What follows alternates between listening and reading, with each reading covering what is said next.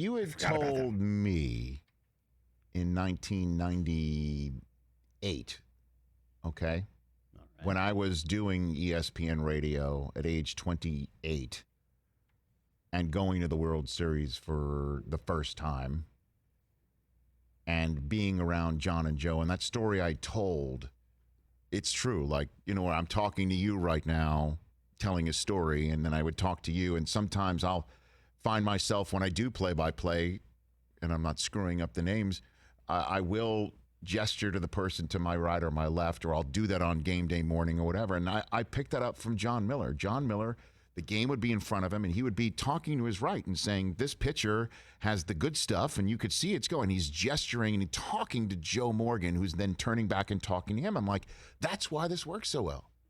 They're having a conversation. These are two friends talking, and that's why we're sitting at home enjoying the broadcast. I picked up on it, and I thought to myself, that is amazing. I need to do that myself.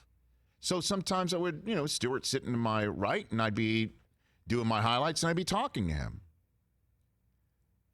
And I picked that up, and it's something I use every day, and there might be broadcasters out there, and if you are, or burgeoning broadcasters, it's a great tool. It's a great way to sound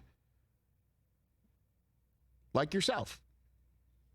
If you had told me in 1998 that I would have John Miller on a show with my name on it to talk about the passing of Joe Morgan, I would have just been, you could have knocked me over with a feather. That these two guys who I was watching and emulating, that Joe would be passing away and John would take the opportunity to call and I'd be able to put this together for you so you could hear who Joe Morgan was.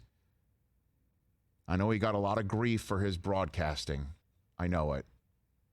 And he wasn't everybody's cup of tea. But he was a guy like who could tell me, you do a great job on SportsCenter. And I'm like, well, thanks, Joe. Well, what do you think about this? I think it stinks. And I'd be like, oh gosh.